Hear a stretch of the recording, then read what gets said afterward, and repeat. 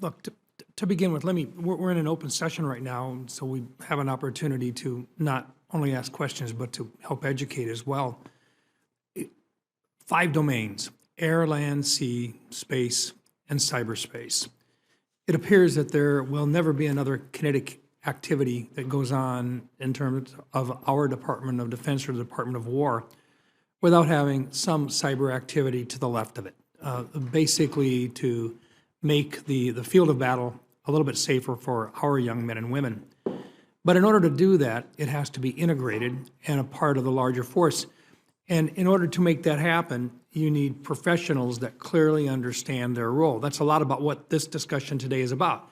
It's about the cyber force itself and how they actually provide the needed services to the different COCOM commanders, combatant commanders that we lay out throughout the world.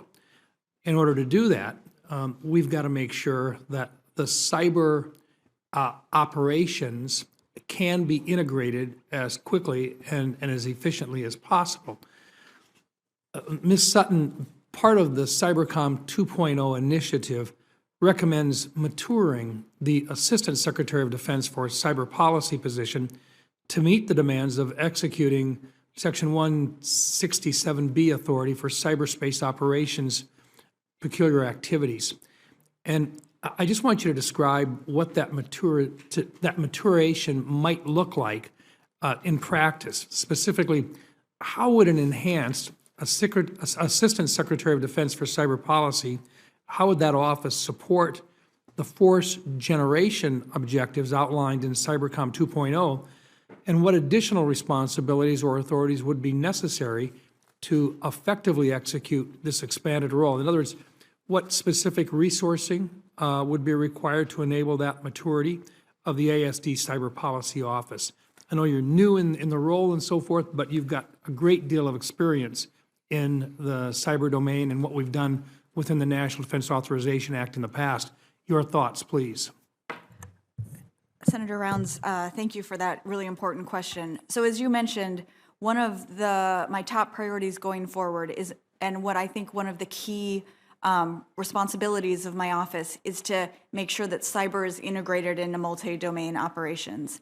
And so having this role be fundamental and be embedded within the Undersecretary of Policy's organization allows that to happen on a daily basis, to bring the cyber domain to all of the policy discussions happening more broadly.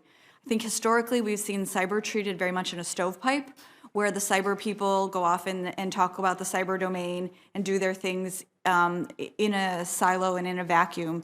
And I see one of the primary roles of my office, both as the Assistant Secretary for Cyber Policy as well as the Principal Cyber Advisor in my role to be an advisor to the Secretary of War, is to be that coordinating function across the department to really bring cyber to all of the other domains of warfighting, to coordinate across the services, and to look for opportunities where resourcing is needed and where we need to really focus the department's efforts to achieve these outcomes that are going to be critical to all future conflicts going forward.